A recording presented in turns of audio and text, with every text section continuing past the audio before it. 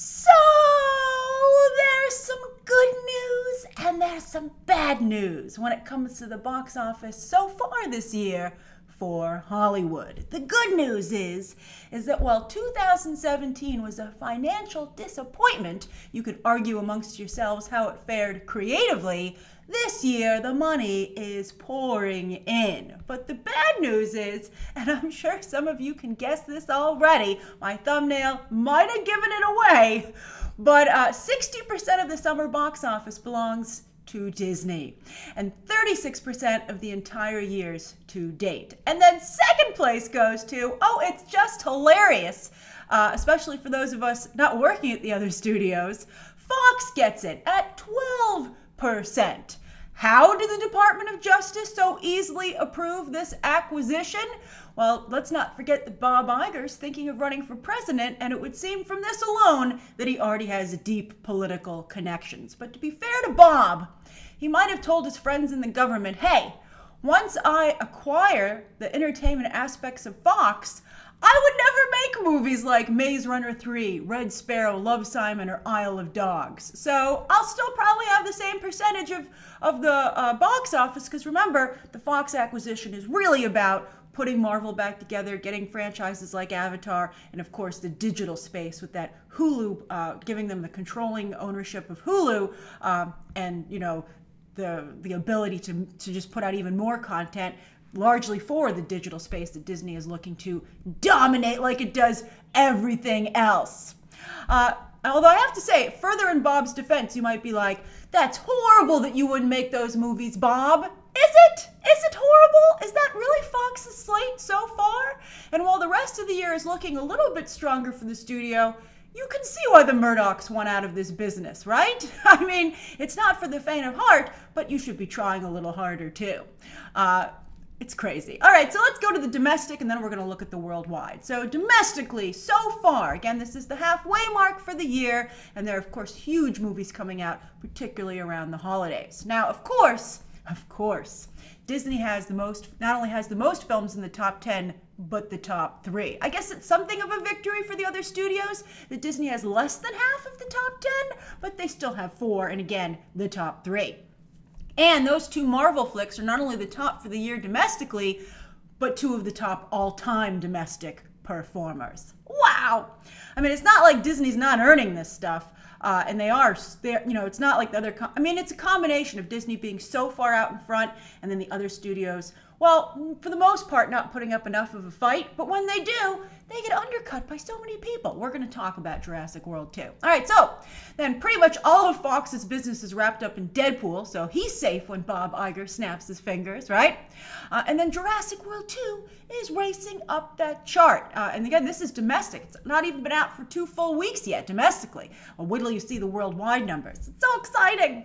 All right, then, while it won't last, of course, by the time we get to the end of the year, it's great to see some smaller films in the winner's circle, even if, again, it's temporarily.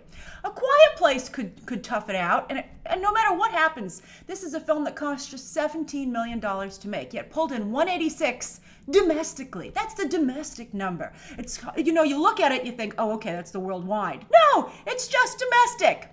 That puts it in the same range domestically as Get Out, which is very exciting, although both of them are way behind It Chapter 1. So yeah, horror isn't just having a renaissance, but it's more popular than ever. It's going from having a mega hit now and then to consistently. That's very, very exciting. It's always great to see a new genre get on the board, right? We can't just have all comic book movies and live action fairy tales. I mean, those are great, but if you eat cake all the time, right, you get sick. You want something a little salty, a little scary.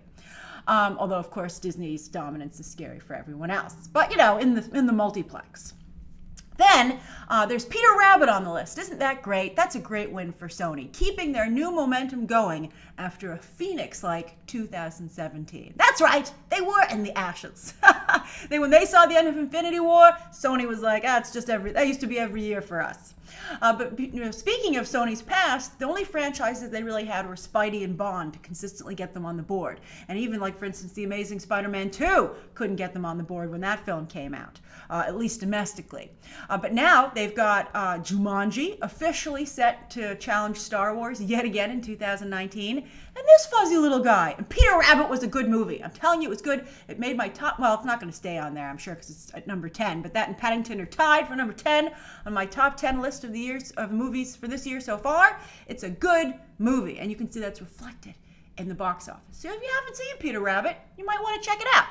And then finally, Warner Brothers is the only other studio besides Disney to have more than one picture in the top 10. But let's not break out the champagne just yet. They're only getting started over at Warner Brothers because their biggest movies, their contenders for 2018, have yet to come. We're talking The Meg, The Nun, The Crimes of Grindelwald, and Aquaman, all awaiting release. They really back-ended it over there, but hopefully that strategy will pay off. I think Aquaman should have been a summer movie.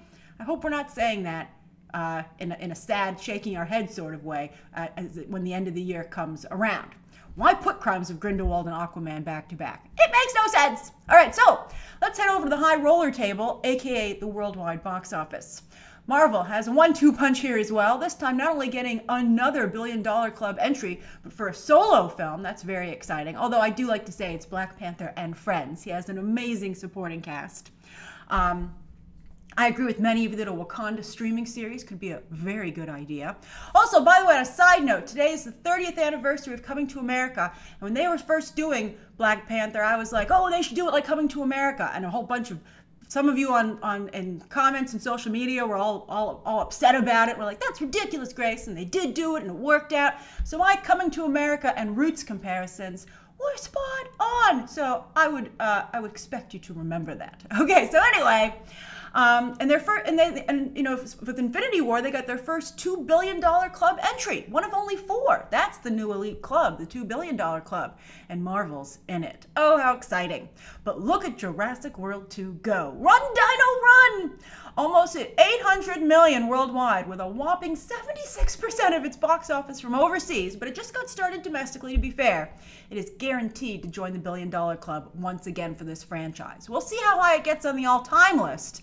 I mean, the first one was recently number 4 until Infinity War just unseated it. But imagine how well this movie would have been doing if Universal had done a good job promoting it, right?